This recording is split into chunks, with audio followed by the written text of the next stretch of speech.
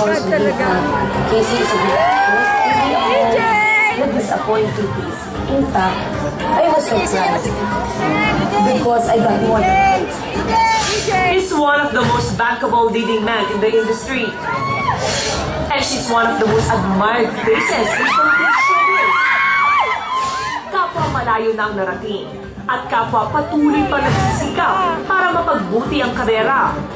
Fiona Pascual, Casey Concepcion, their ways of achieving their dreams. First on the bar. Sila Casey at Piolo, dalawa sa pinakatinututupang artista ngayon.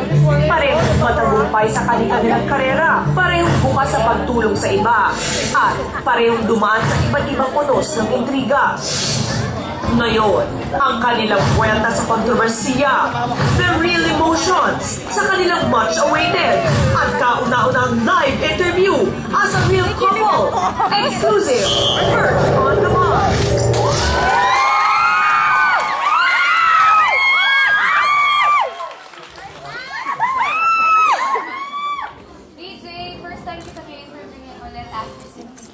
That's right. Nice bags. So, gusto ko lang mag-thank na nag-agree kami dito sa interview na to. And, bahala ka na. Kailangan ba seryoso tayo dito? Dapat hindi naman, di ba? Hindi. Pero kasi dati hindi pa kita masyadong kilala. Tapos parang ngayon, mas nakilala kita. Pero, Kilala mo na ba yung totoong ako? sa tingin ko, oo. Pero, kunyari na lang hindi pa kita ganun. Paano gagawin natin? Kasi feeling ko, may mga bagay sa pagka-mysterious mo na hindi ko pa alam. So, let us use this opportunity for you to tell me more about yourself. Ready? Tsaka ako magde-decide kung there's something more na pwedeng mangyari sa akin. Okay, so ganito yung gagawin natin, guys. Ang mga tanong ko, based sa mga words na bubunutin ko dito sa mahiwagang box na to. Wow! So ano kaya ang mga words dito? At hindi ako nagplano talaga. Ano gagawin ko? Makikinig ka lang. Sasagot ka sa mga tanong ko. So yung mga tanong ko, basic sa mga words na to. Okay, ready ka na? Seryoso ko dyan? Kailangan ba may camera to? Picture kunyari. Pwede kunyari na pili na lang tayo, kunyari walang camera. Kailangan mo talaga natin gawin to? Kunyari hindi kita kilala. Ganito Kunyari hindi kita kilala. Sabihin mo ko as agent mo na lang. Ba't ito si Tito Boy? Ano si Tito Boy? Okay, number 1. Gift. Gifts. Spell Gusto gifts. nyo ba magtanong? Dapat pala audience na lang. Keep it light and simple, so gifts. What about gifts? Sa lahat ng mga na-receive mong gifts na binigay ko sa'yo, Sinisigaw mo ba kami?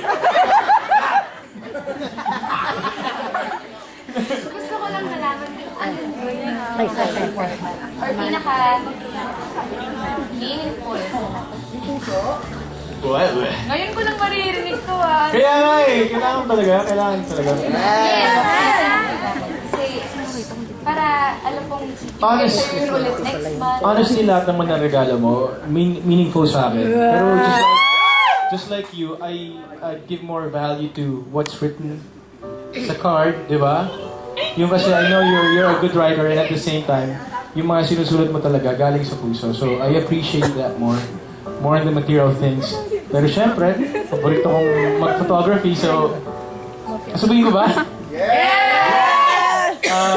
Kunyari, ayaw mong sagutin, ang dami mong sagutin. Kaya nga eh. Hindi nga. Naisip ko lang kasi because you know, I love taking photos. So, one of the best gifts or last Christmas that I didn't expect was the camera that you gave me. Akala ko ba kung na tayo dun sa 100 films? Oo nga eh. Handwritten notes lang. Pero maganda rin yung camera kasi santa. Pictures speak 1,000 words. Di ba? So, that's what I use. Why? Kung totoo naman. That's what I always use for taking photos and ako kasi that's an expression. So, whenever I use the camera, naaalala kita. Wow! Hindi. Pero yung camera na yun, isa sa mga camera na ginamit namin sa movie ko ngayon. Yes, that's Ganun right. siya kaganda. Paborito ko yun. Okay. Thank you. Number 2. Guys, ano nga kasunod dyan? Yeah. Tampo. Tampo daw, ang sabi niya. Ay!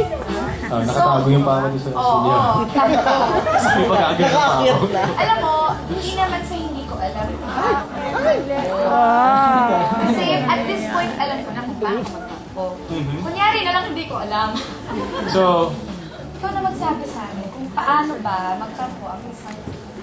alam mo naman, di ba? So, kailangan ko sabihin. Yes! Napakatahimik. You just saw it, remember? Remember? Just, di ba? I'm very quiet. Di ba? I hate arguments, you know that. So, one of the things I do, bukod sa nagsha-shutdown ako, tumatahimik talaga ako kasi ayoko may masabi hindi maganda, ayoko magkapag-away, so tahimik na lang ako.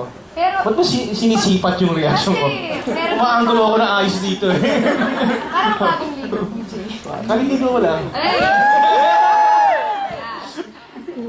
So, anong follow-up question mo? Patahimik ka. Kailangan talaga on air, ha? Pakinggan mo, hindi tahimik ka, di ba? Pag tahimik ka, ibig sabihin hindi naayos yung problema. Wala ka. No, kinakausap mo naman di ba? Wala ko na! Hindi, napag-uusapan naman yun, di ba? After a while. Sabi mo nga, pag kumalma ka na, or after na mawala na yung surge ng emotion, pag-uusapan, di ba? Yes. Pag-uusapan naman At lahat, di saka, ba? yung- Napipipi ba itong mic sa hawak ko? Usapan natin 2 days ago. 2 days ago. Na huwag matutulog na. Nang dilatang mata. Yes. Kasi hindi ka makakatulog talaga. Oo, ng bagong kain kasi babangungot. Mm-mm. Okay, number 3. Ay, fear. Yeah. Fear. Mm. DJ, ano ang kinakatakutan mo? Mawala ka.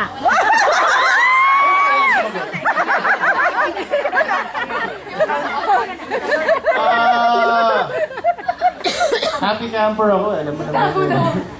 Siguro sa ngayon sa estado ko sa buhay, ayokong mag-dwell dun sa takot, ayokong mag-dwell dun sa mga bagay na makakapagbigay sa akin ng thought para mag-isip ng hindi maganda. So I'd rather dwell on the things na makakapagpasaya sa akin, kasi yung takot din naman nakaka-stress eh, so ayoko na lang isipin yun, di ba? So, anong top 3 things na nakakapagpasaya sa'yo? Kasama ba dapat siya? Kasama ka ba dapat? Kasi, give me the limit. Wow! Wow! Saka yung bangs mo. Anong bangs ko? Nakakapagpasaya sa akin yung pagka-sexy-sexy mo itsura ngayon. Yeah! Yan, may dahilan yan. Ano yun? Tinatrabaho yan. Hindi, tinatrabaho yung figure. Yes naman. On that note, Mhm. beach. What about beach? Ano ang unang pumapasok sa isip mo pag sinabing beach? Pahinga, dive, nature, AC. Kinaya mo lang siya. Kaya nga may konsensya yata ako sa tabi. Kayo yung showbiz. So yun, alam mo naman yun. I enjoy going to the beach because that's the only time that I get to rest. I get to really enjoy. Diba? Parang hindi mo kailangan, I don't know, mas loose, kumbaga. Okay, so napuntahan mo na yung Palawan, napuntahan mo na yung Anilao.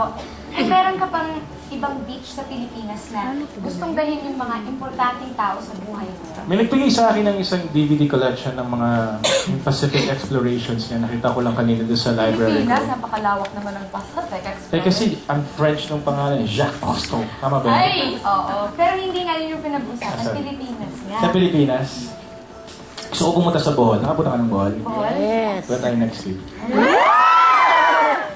Tapusin mo muna yung shooting ko, ha? May Not pelikulang yet. lalabas. Forever and a Day. Kapalabas na po. May kita yung trailer mamaya dito sa The Buzz. Thank you sa lahat ng pagod ko. Worth it naman pala dahil tinulungan mo akong Oo ipaalam naman. sa kanila. May stress si Christina dahil sa pinagagawa niya. So kailangan natin siyang i-boost yung kanyang moral. Yeah. And isa sa mga boosters ng ating buhay, of course. One of the reasons why we're here, we actually don't do this.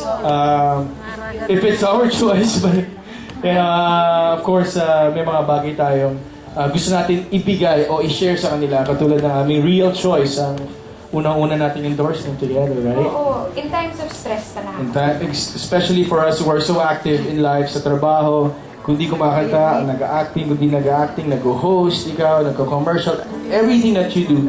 So, kailangan natin ng Yan siguro booster. naman yung talents, no, PJ? Sana. Sana marami akong talent. Sana magaling ako sumayaw, di ba? But anyway, so I was saying, pag may mga pagod tayo. Hindi, Jason, really.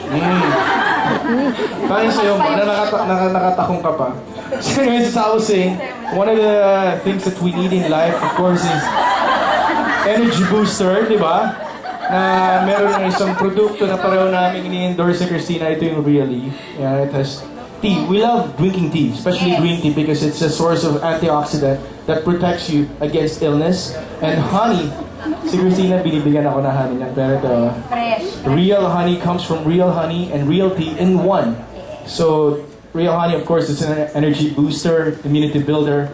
So, combining those two, ibang Oo, klase ang lalo na dating. ngayon ng tag-ulan, di ba? Nagulang kailangan natin for our immunity. So pag puyat ka or pagod, ito yung magandang panglaban sa stress or sa puyat at pagod. So yun yung pang-balance mo. Kasi Pang-balance you're natin also yan. maintaining your weight, tinuturuan Parang ikaw, I think nakaka-real leaf ka everyday. Ako talaga. Oo, kasi actually, one of the things that I learned to do was eat properly. That's right, balanced diet. Oo, and minsan, hindi lang yung kinakain mo, pero yung iniinom mo din. Diba, sometimes nakakadagdag ng timbang, nakakadagdag ng... Nakakadagdag ng ganda. Wow! Ba't may honey ka? Wow! Ilan mo ako. Honey, apple ba yan o honey lychee? Honey, amoy honey. Proud, dito may light cheer ako. Talaga. Sumbong ka pa sa honey. Tama na ito po sa real leaf. Okay, yung last question natin. Okay. Promise. Promise, I hate that word. Why? Because promises, that's yung saying promises are meant to be broken. So if it's a yes, it's a yes. No, but you don't promise, you just do it. Diba? So when you say yes, it's a yes. It's a commitment. Wow. Jacob ba yan? Julio. Bago ka na. Joke. Commercial na raw. Bakit naman? Wala ka. Ano ba yung promise? Ano ba yung pinamis mo sa akin? O bakit ikaw? Sandali lang, show ko to. Sabi dito ni Tito Boy at Charlie. Pero kailangan mo sabihin yung ano yung promise mo na hindi mo i-break sa akin. Yeah! Hindi, ganito na lang. Ngayon na nasa buhay. Wala. Mahihimatayin dito, Jay. Wow, pag-uwi nga yun. Tama. Ano ang pangako mo or promise mo sa pamilya mo? Fans mo, sa mga taong sobrang ang mahal. I promise to be real. I promise to be honest and always sincere with whatever. Sa buhay naman natin, we only live once, so you just gotta do the right choice, you gotta make the right decisions in life. But, tao lang tayo, nagkakamali. But siguro one thing for sure, you'll always pick up the pieces. You'll always strive for, you always want to grow, and you always want to give it your best in everything that you do. So, yun ang yung gagawin ko sa buhay ko. Till the end. Pagpipigil mo yan. Huwag po kayo maalas, magbabalik pa ang... Susunod at ever na aksidente. Ibubulga. MCT at Julia Montes. Julio Mago magkasama. Ang katotohanan. Awan sa pagbabalik ng The Ball!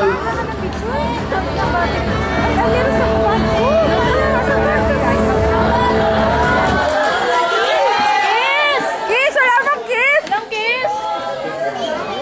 Sa amin lang. Ganon. Meron ganon. Bye-bye, Jay. Bye-bye.